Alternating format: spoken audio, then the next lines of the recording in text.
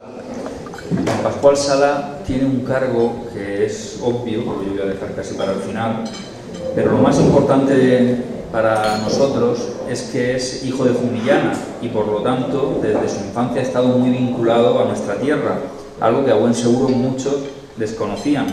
De hecho, el Ayuntamiento de Jumilla le otorgó el premio Himnos, me parece, y es embajador de Jumilla por esos mundos de Dios. Estudió Derecho en la Universidad de Valencia, ingresó en la carrera judicial siendo número 1 de su promoción y estando de juez en varias poblaciones valencianas hasta llegar como magistrado por oposición, pasando por la audiencia de Albacete, de Valencia, de Tenerife. Accedió como magistrado al Tribunal Superior en 1982. Sí, 1982 al Tribunal de Cuentas. Al Tribunal de Cuentas. En el 86 al Supremo. Y en el 86, como bien apunta, al Supremo y presidente del Consejo General del Poder Judicial. El Supremo. Y del Supremo también. Y bueno, desde hace unos meses es presidente del Tribunal Constitucional. Dentro del derecho administrativo, que es quizás su campo, ha participado en múltiples cursos y jornadas, es coautor de la obra Práctica Procesal, Contencioso Administrativa y también de las obras Derecho de la Edificación y Jurisdicción y Competencia en el Proceso Contencioso Administrativo. Y también tiene alguna otra obra con el tema de Derecho Procesal Administrativo. Está en posesión de la Medalla al Mérito Constitucional y de la Gran Cruz de San Raimundo de Peñafort. Pero sobre todo tiene sangre jumillana, es que es lo que nos interesa a nosotros. Gracias por la presentación. Y siempre, como he dicho esta mañana, en estas presentaciones, pues leer la vida y milagros de una persona a lo largo de su trayectoria, la mía, desgraciadamente para mí, ya demasiado larga, quiero decir, pues es una costumbre muy española, pero que en muchas ocasiones no trasluce más que la vida pues, la ha colocado a uno en determinadas situaciones de responsabilidad, donde el mayor mérito pues, es haberse dedicado plenamente a sus funciones y haber tenido conciencia de sus responsabilidades al frente de la gente. Pero dicho esto, esta mañana yo he tenido una intervención, naturalmente, que es la ética tributaria o ética fiscal desde la perspectiva de la doctrina del Tribunal Constitucional, que es la consideración particularizada de los principios que nuestra Constitución establece, artículo 31.1, para caracterizar lo que es un sistema tributario justo. Un sistema tributario justo que debe respetar una serie de principios que he puesto particularmente esta mañana con su desarrollo, naturalmente, en la doctrina del Tribunal Constitucional, en sentencias que son, en cierto modo, paradigmáticas o ejemplares y que determinan esto porque en un tiempo de crisis, como es el que actualmente, desgraciadamente, tenemos globalizada, como se dice ya con una frase hecha, todos los conceptos que hay de crisis en el mundo, pero que afecta fundamentalmente a la zona del euro y que afecta particularmente, por consiguiente, también a España. La ética fiscal o la ética tributaria, quiero decir, es un prototipo también, un equivalente de lo que es la conciencia fiscal, es algo muy importante porque los ciudadanos tienen que saber cuál es un sistema tributario justo, que responde, por consiguiente, no es el legal, el establecido, sino lo que hay que considerar, y para esto es necesaria la doctrina del Tribunal Constitucional, si las leyes, que son las que determinan lo legal, determinan a su vez lo justo, que no siempre son conceptos equivalentes. No el ser legal significa el ser justo. Y por consiguiente, el ser justo obedece, y la Constitución es expresiva al respecto, a la práctica de una serie de principios que son los que he expuesto esta mañana, que todo el mundo pues, está consciente de ellos: el principio de capacidad tributaria, el principio de generalidad, el principio de igualdad, el principio de no confiscatoriedad, el principio de progresividad, sobre todo en toda la imposición fiscal, que son elementos esenciales, como digo, en una época de crisis para salir, que ayuden precisamente, pueden ayudar a la salida de la crisis económica en que nos encontramos. Por lo menos, esto es algo, la conciencia fiscal o la conciencia tributaria, la ética fiscal o la ética tributaria, que debe de transmitirse a todos los ciudadanos en todas las esferas sociales, porque solamente con esa asunción de principios pues habilitará un elemento fundamental para la salida de esa crisis. No simplemente no se trata de recaudar impuestos por recaudar, de llevar los déficits, etcétera, etcétera, sino que se trata de una conciencia ciudadana de cuáles son los elementos esenciales.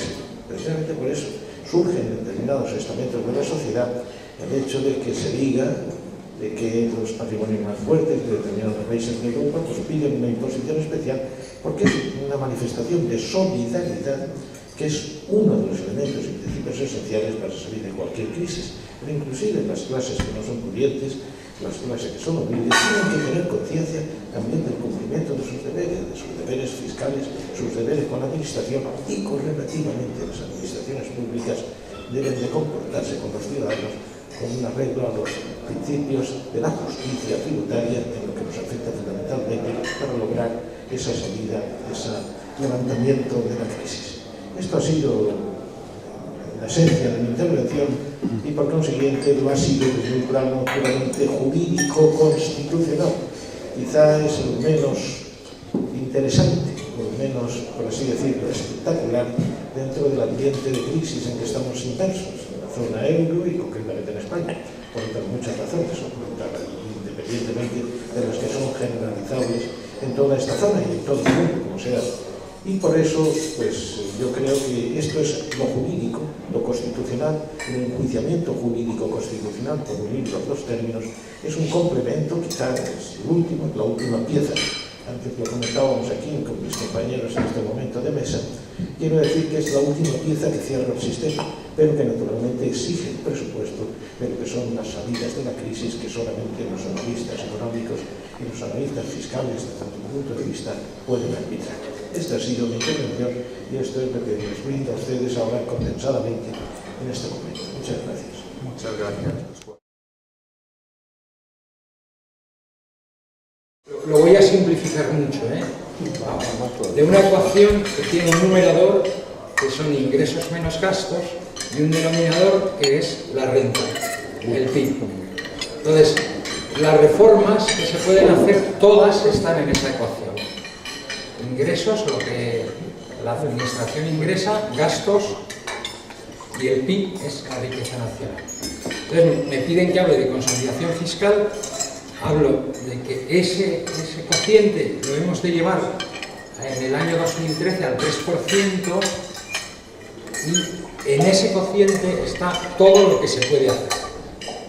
En el numerador están lo que llamamos la austeridad y en el denominador lo que llamamos las reformas estructurales.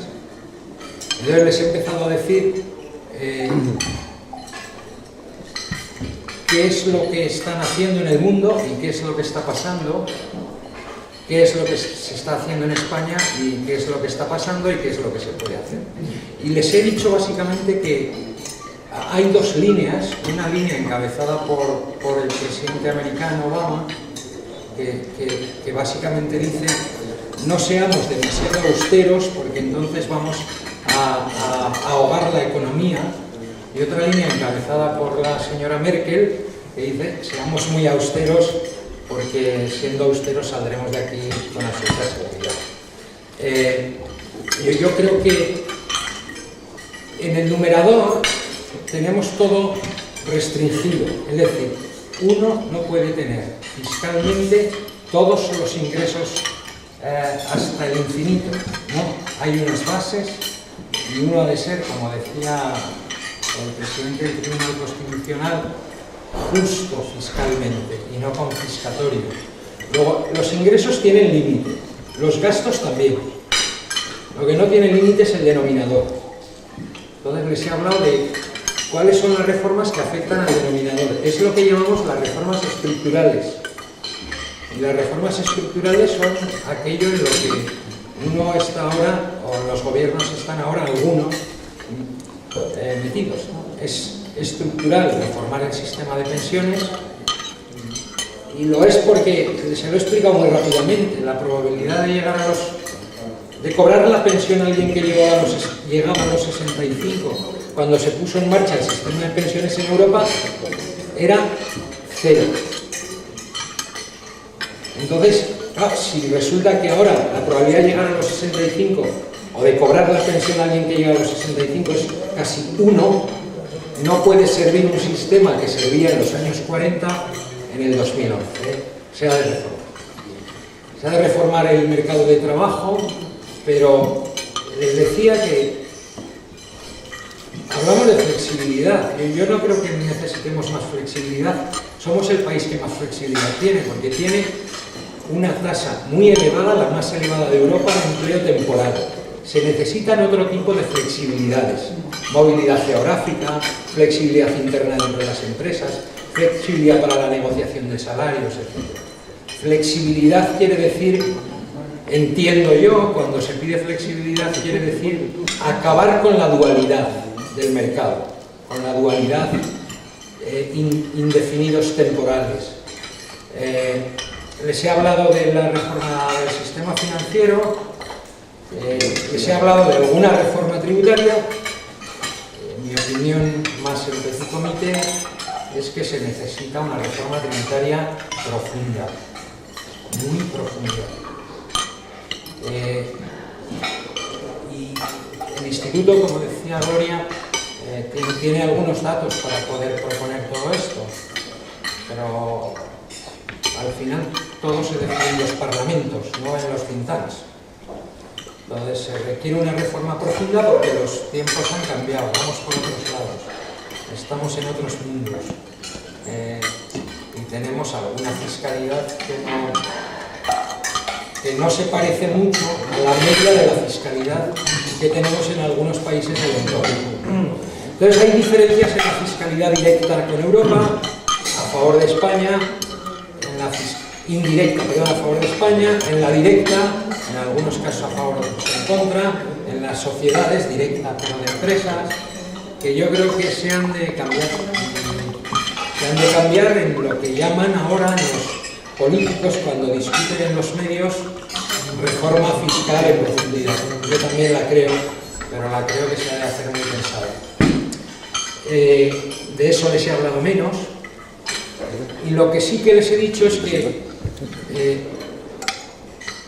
les he puesto varios ejemplos, ¿no? Ahora hemos estado 2 semanas discutiendo, era una discusión político-mediática, sobre qué hacíamos con el patrimonio, a cuánto se iba a afectar, cuánto íbamos a recaudar, etcétera, etcétera, etcétera.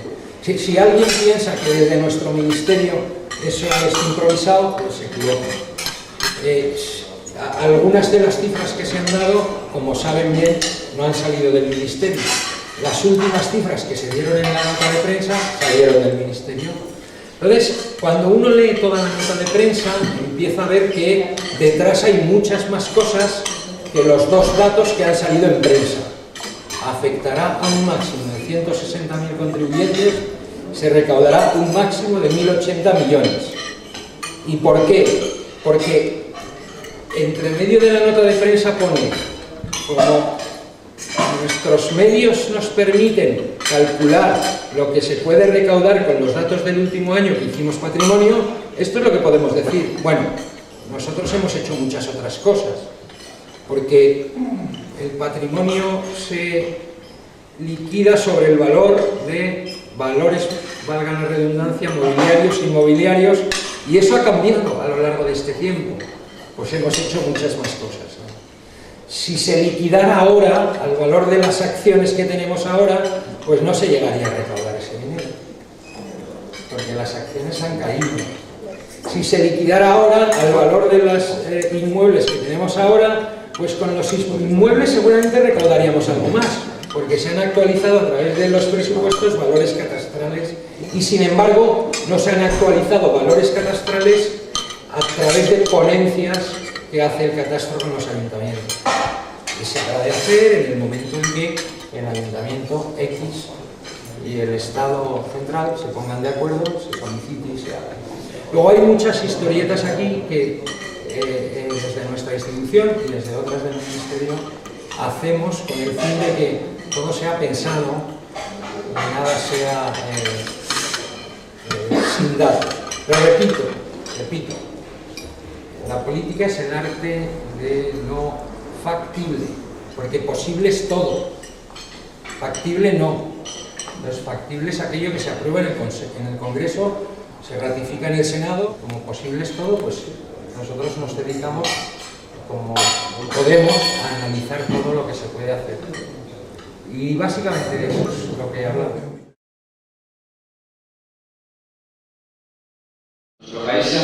mucha gestión tributaria y muy poca política tributaria. Los últimos años que no quiere decir que sean los tres, pues lo estamos viendo, ¿no? Vamos a medidas coyunturales, cortoplacistas, y estamos generando, o hemos generado una especie de monstruo en el que lo que se caracteriza fundamentalmente, yo creo que como primer parámetro, es la inseguridad jurídica. Una de nuestras misiones, aparte de gestionar conocimiento y de ser una institución facilitadora para la mejor práctica profesional de sus miembros, pues tenemos como misión elevar la calidad de los debates públicos realizando propuestas que contribuyan a la mejora del sistema tributario. Y ahora viene la crisis. Es un poco una introducción, ¿no? Si el sistema tributario, y lo llevamos diciendo los últimos años, pues es un modelo que está agotado precisamente por la complejidad y la composición de nuestro Estado, que no solo ya tenemos tres niveles normativos y de aplicación, sino también supranacional, desde el punto de vista que tenemos que estar sujetos también a la normativa de la institución a la que pertenecemos, que es la Unión Europea. Y bueno, pues ya pensábamos que se necesitaba una revisión en profundidad y con una visión de medio y largo plazo, y también teniendo en cuenta el contexto en el que nos movemos, en una economía global. Es decir, pues nos parece muy bien, yo suelo decir que es difícil estar en desacuerdo en lo abstracto. Todos queremos ser felices, pacífico. El cómo lograrlo es otra cosa. Que un sistema tributario sea justo, estamos todos de acuerdo. Donde cargamos las tintas en el nivel de justicia, pues cada uno tendremos nuestro probablemente. Pero no vivimos solos. Vivimos en un mundo globalizado, en una economía interrelacionada e interdependiente, lo estamos viendo todos los días, y no podemos ser autácticos desde el punto de vista también tributario. Y en consecuencia, nuestro sistema fiscal tiene que ser neutral, pero tiene que ser competitivo desde el punto de vista de no penalizar las actividades productivas que generan valor. Tenemos que, en una economía muy internacionalizada, pues no podemos despreciar inversiones que vienen a España, y que también la internacionalización de la empresa española pues es muy importante para nuestro crecimiento y nuestro bienestar, ¿no? Y digo que si ya era procedente esa revisión, ahora los más, y yo creo que se está desaprovechando una oportunidad por mirar mucho en el corto plazo, de hacer una reflexión profunda y seria de cuál es el sistema fiscal que tendremos que tener un país como el nuestro.